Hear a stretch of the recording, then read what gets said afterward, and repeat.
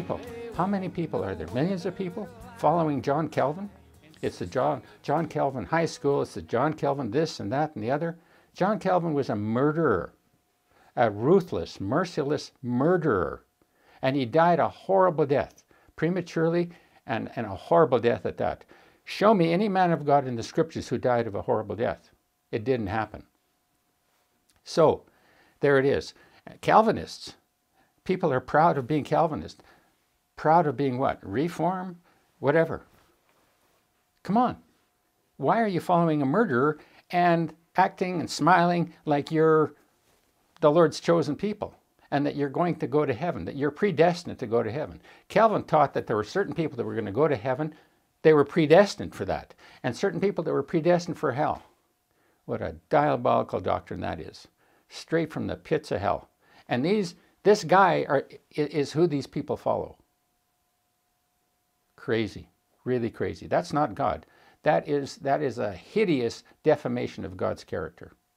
All right, by the way, we finished this last video here, but there was something that was pointed out to me by my cameraman here, who says, well, what about Jesus Christ? Didn't he die a horrible, horrible death? Yeah.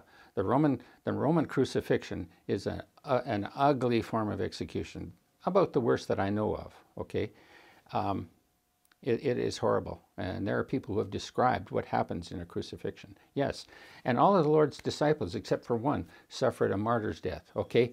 Now, when I was talking about how John Calvin died a horrible death, I'm talking about sickness, I'm talking about disease, I'm talking about tragedy. I am not talking about martyrdom.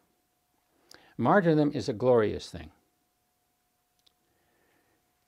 And it is an honorable death.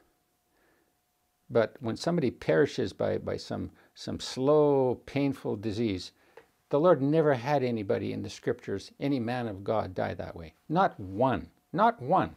Nowhere. And people will say, well, hey, I had a grandmother who was just the most godly woman you could meet. And she died of cancer, and she died in pain. But boy, did she ever suffer it well. She took it well. And she was always praising Jesus and saying that she was going to be in heaven with him. People, the Lord said, and his word stands true. If my people, which are called by my name, shall humble themselves and pray and seek my face and turn from their wicked ways, I will hear their prayer, I will hear them from heaven, and I will forgive their sin, and I will heal their land. There's another place where the Lord promised to the Jews, he said, none of these diseases will I lay on you that I've laid on the Egyptians, if you will obey my commandments. So come on. It doesn't get any worse than cancer eating away at you. People walking with the Lord, people in faith, do not die that way.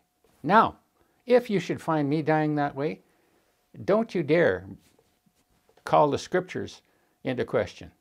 You can call me a hypocrite if you want. You can call me a liar. You can call me what you want. I will have been in the wrong if I die that way. Somehow I will have been in a wrong relationship with the Lord. Blame me. Don't blame the scriptures. But I'm telling you what the scriptures say. I know what the scriptures say, and that's the way it is. So there it is. Martyrdom is another matter.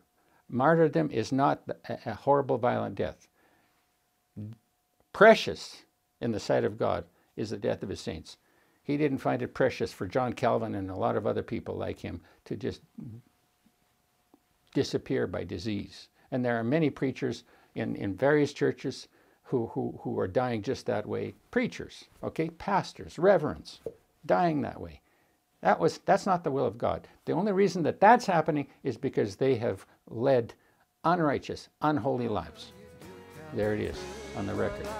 From me, that prophet. There comes a time when it's do or die, to stand in truth or to tell